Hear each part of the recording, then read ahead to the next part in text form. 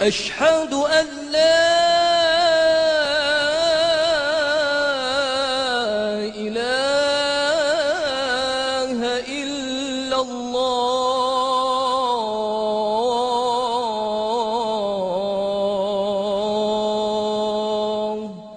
Bismillah wa salatu wa salam à Rasulullah. Aujourd'hui, notre frère suisse converti à l'islam, il va nous parler, Inch'Allah, d'une autre miracle scientifique du hadith du prophète Mohammed, celui de la grâce et la paix, concernant la mobilisation des organes du corps humain.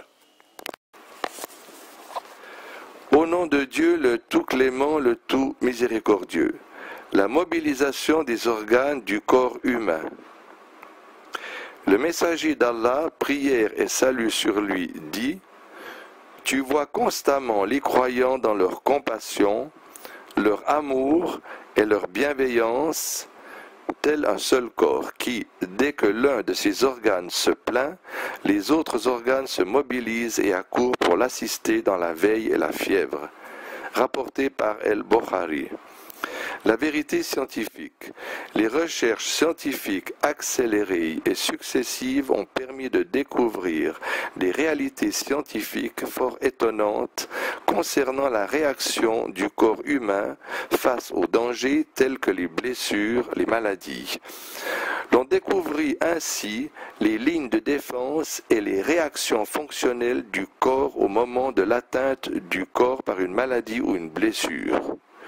Ces réactions vont toujours de pair avec le degré de douleur ressenti par l'organe touché. La gravité du mal causé à l'organe va crescendo avec l'importance de l'énergie et des fonctions mobilisées pour endiguer la maladie.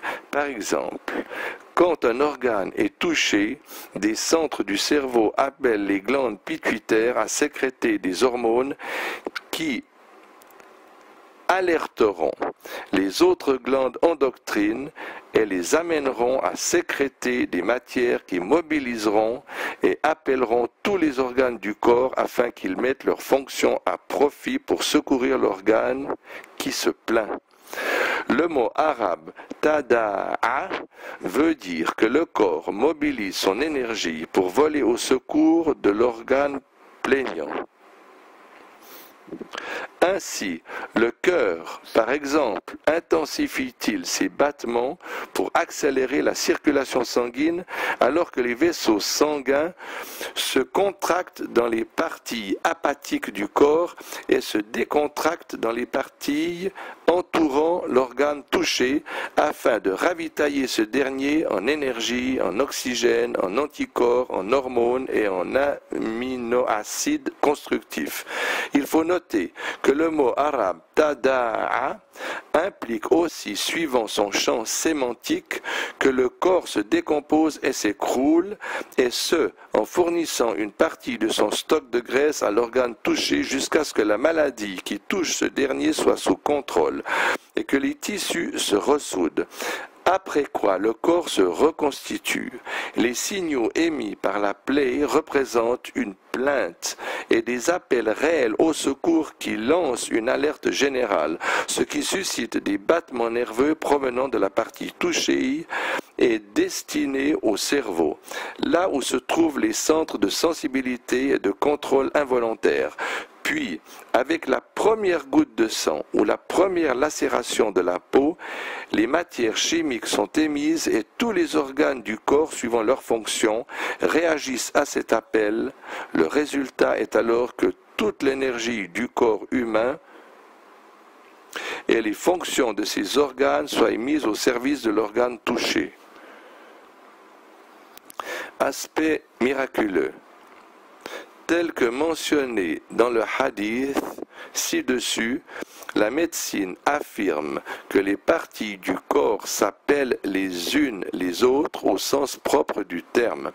Le prophète, prière et salut sur lui, dit dans ce hadith quel doit être l'état de la nation islamique en matière d'amour mutuel, de bienveillance et de compassion, et ce, en donnant l'exemple illustratif d'un corps unique qui, dès que l'un de ses organes se plaint, les autres organes se mobilisent pour voler à son secours. Le mot arabe « tada'a » est le terme le plus approprié et le plus précis que l'on aurait pu utiliser à cet effet pour décrire ce qui arrive dans le corps dès qu'un organe est touché. Il est utile de savoir que le style conditionnel de la phrase du prophète apporte plus d'éclat et d'explicité à ces dires du prophète, ce qui nous met face à un double miracle linguistique et scientifique. Le prophète a donné les détails de ce qui se passe dans le corps humain à un moment où l'homme ne disposait d'aucun moyen d'observation en la matière. Il donna ces détails en utilisant des mots explicites qui démontrent la réalité et en usant d'une comparaison qui ancre le sens dans l'esprit.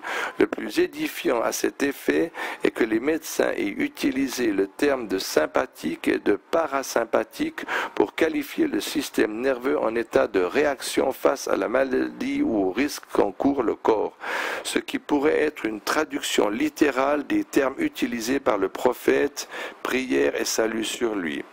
Gloire donc soit à Allah qui envoya son messager avec la guidée et la religion de vérité afin qu'il prenne le dessus sur toutes les autres religions, et il lui accordera à cet effet des signes explicites et des paroles concises et édifiantes.